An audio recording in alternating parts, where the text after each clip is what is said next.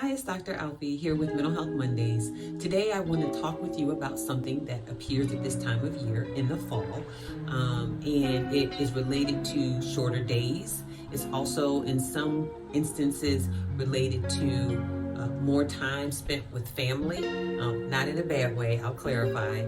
And what I'm talking about is something called seasonal affective disorder, affective with an A.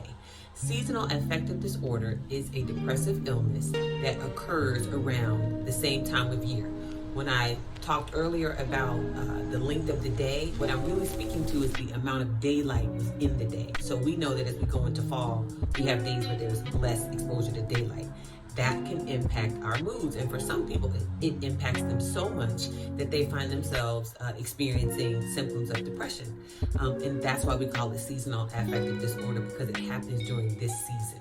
I think related to that is being in this time of quarantine and COVID, we know that that's going to have a significant negative impact on the fall holiday season. So there are lots of holidays coming up in the next couple of months that we normally use to spend time with our families, whether that's families of choice like Friendsgiving, or whether that's family by blood, any of the many cultural, religious, ethnic holidays. So as we go into this season knowing that COVID is going to prevent us from traveling, prevent us from being with our loved ones, prevent us from seeing people in a way other than Skype or FaceTime or something of that nature, I want us to be mindful that many of us probably going to grieve. And what are we grieving? We're grieving the loss of the normal routine for this time of year.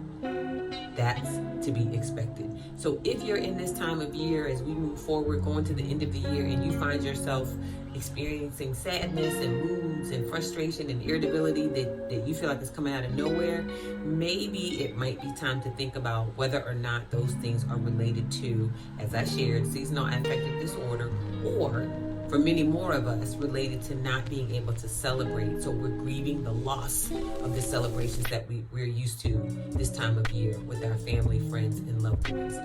So I hope that helps you at least have some context for what you might be experiencing. Hopefully you won't experience any of it, but if you do, we always know that there are places to get support and help. And I hope that you will take advantage and as always, center and take care of your mental health.